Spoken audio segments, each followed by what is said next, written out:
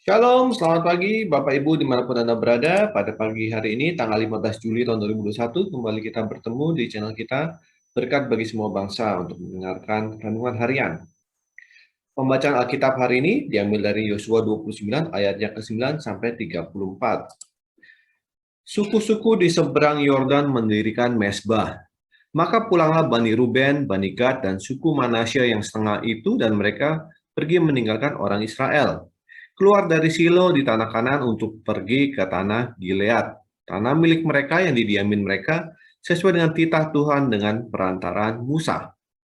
Ketika mereka sampai ke Gelilot kepada sungai Yordan yang di tanah Kanaan, maka Bani Ruben, Bani Gad, dan suku Manasya yang setengah itu mendirikan mezbah di sana di tepi sungai Yordan. Mezbah yang besar bangunannya. Lalu terdengarlah oleh orang Israel itu cakap orang. Telah didirikan mezbah oleh Bani Ruben, Bani Gad, dan suku Manasya yang setengah itu. Mezbah menghadap ke tanah Kanaan, di Gelilot pada sungai Yordan, di sebelah wilayah orang Israel. Ketika hal itu terdengar oleh orang Israel, berkumpullah segenap umat Israel di Silo untuk maju memerangi mereka. Kemudian orang Israel mengutus kepada Bani Ruben, kepada Bani Gad, dan kepada suku Manasya yang setengah itu ke tanah Gilead, Imam Pinehas bin Eleazar, dan bersama-sama dengan dia 10 pemimpin, yaitu seorang pemimpin kaum keluarga, sebagai wakil tiap-tiap suku Israel. Masing-masing mereka itu kepala kaum keluarganya di antara kaum-kaum orang Israel. Setelah mereka sampai kepada Bani Ruben, kepada Bani Gad, dan kepada suku Manasya yang setengah itu di tanah Gilead, berkatalah mereka kepada orang-orang itu, demikian, beginilah kata segenap umat Tuhan, apa macam perbuatanmu yang tidak setia ini terhadap Allah Israel, dengan sekarang berbalik daripada Tuhan dan mendirikan mezbah bagimu, dengan demikian memberontak terhadap Tuhan pada hari ini.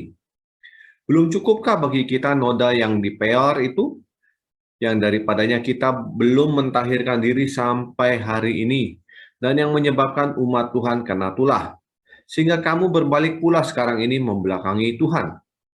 Jika kamu hari ini memberontak terhadap Tuhan, maka besok ia akan murka kepada segenap umat Israel.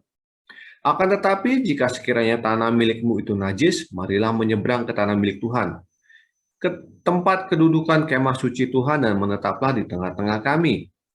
Tetapi janganlah memberontak terhadap Tuhan dan janganlah memberontak terhadap kami, dengan mendirikan mezbah bagimu sendiri selain dari mezbah Tuhan, Allah kita. Ketika Akan bin Serah berubah setia dengan mengambil barang yang dikhususkan, bukankah segenap umat Israel kena murka?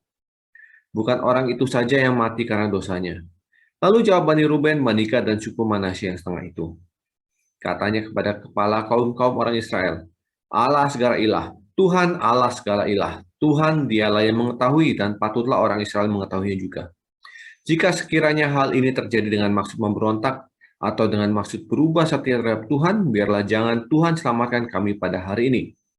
Jika sekiranya kami mendirikan mezbah untuk berbalik daripada Tuhan, untuk mempersembahkan korban bakaran dan korban sajian di atasnya, serta korban keselamatan di atasnya, biarlah Tuhan sendiri yang menuntut balas terhadap kami. Tetapi sesungguhnya kami telah melakukannya karena cemas. Sebab pikir kami, di kemudian hari anak-anak kamu mungkin berkata kepada anak-anak kami, demikian, apakah sangkut pautmu dengan Tuhan, Allah Israel? Bukankah Tuhan telah menentukan sungai Yordan sebagai batas antara kami dan kamu? Hai orang Bani Ruben dan Bani Gad, kamu tidak mempunyai bagian akan Tuhan. Demikianlah mungkin anak-anak kamu membuat anak-anak kami berhenti daripada takut akan Tuhan. Sebab itu kata kami, biarlah kita mendirikan mezbah itu bagi kita.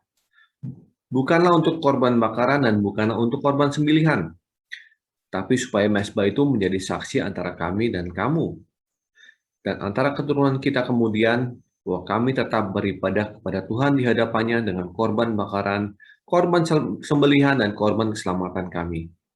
Jadi tidaklah mungkin anak-anak kamu di kemudian hari berkata kepada anak-anak kami, kamu tidak mempunyai bagian pada Tuhan. Lagi kata kami, apabila di kemudian hari demikian dikatakan mereka kepada kita dan keturunan kita, maka kita akan berkata, tengoklah bangunan tiruan mezbah Tuhan itu, yang telah dibuat oleh nenek moyang kami. bukan untuk korban bakaran dan bukan untuk korban sembelihan. Tetapi mezbah itu menjadi saksi antara kami dan kamu. Jauhlah daripada kami untuk memberontak terhadap Tuhan dan untuk berbalik daripada Tuhan pada hari ini dengan mendirikan mezbah untuk korban bakaran, korban sajian atau korban sembelihan. Mezbah yang bukan mezbah Tuhan, Allah kita, yang ada di depan kemah sucinya. Setelah Imam Pinehas dan para pemimpin umat serta para kepala kaum-kaum orang Israel yang bersama-sama dengan dia mendengar perkataan yang dikatakan oleh Bani Ruben, Bani Gad, dan Bani Manasya itu, maka menganggap hal itu baik. Kemudian berkatalah Imam Pinehas bin Eleazar kepada Bani Ruben, Bani Gad, dan Bani Manasya, sekarang tahulah kami bahwa Tuhan ada di tengah-tengah kita. Sebab tidaklah kamu berubah setia terhadap Tuhan, dengan demikian kamu telah melepaskan orang Israel dari hukuman Tuhan. Sesudah itu Imam Pinehas dan bin Eleazar serta para pemimpin itu meninggalkan Bani Ruben dan Bani Gad di tanah Gilead, pulang ke Kanaan kepada orang Israel. Lalu disampaikanlah berita itu kepada mereka.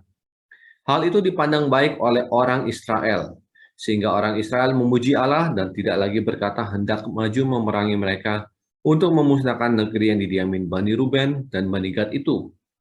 Dan Bani Ruben dan Bani Gad menamai mezbah itu saksi, karena inilah saksi antara kita bahwa Tuhan itulah Allah. Dari pembacaan perikop itu, kita membaca mengenai Bani Ruben, Bani Gad, dan suku Manasya membangun mezbah di luar Israel. Ada dua poin penting yang dapat kita petik dari pembacaan ini. Pertama, Tuhan ingin kekonsistenan kita dalam menjalani iman kita. Itu diambil dari ayat 9-17. Yang kedua, janganlah kita terburu-buru mengambil keputusan dengan tidak melihat semua fakta yang tersedia. Ayat 18-34. Pokok renungan kita hari ini, pertama, Tuhan ingin selalu kita bersama dengan Dia. Karena Tuhan sebenarnya selalu menyertai kita. Kadang kita lupa bahwa Tuhan itu ada dan beserta kita. Ada yang melupakan Tuhan pada saat mereka senang. Ada juga yang melupakan Tuhan pada saat mereka sedih atau kekurangan. Tuhan ingin kita selalu menaruh harapan kepada Dia dan kepada Dia saja. Jangan menaruh harapan atau pujian kita kepada sembahan lain ataupun kepada manusia lain. Karena hanya Tuhan yang setia. Pokok renungan yang kedua, seringkali kita karena emosi atau karena ketidaktahuan kita mengambil keputusan atau memberikan penghukuman atau penghakiman dengan buru-buru. Padahal kita tidak tahu apakah hal itu benar-benar benar atau tidak. Masa kini di mana informasi dengan cepat tersebar, kita tidak tahu apakah berita itu benar atau berita itu hoax. Yesus dalam Matius 7 ayat 1 dan 2 mengatakan, jangan kamu menghakimi supaya kamu tidak dihakimi.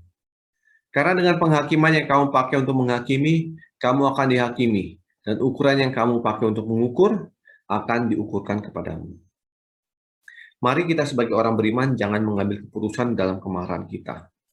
Tetapi mencoba untuk mengedepankan kasih sebelum mengambil keputusan terburu-buru. Terima kasih atas perhatiannya. Tuhan Yesus memberkati. Tetap setia pada iman kita.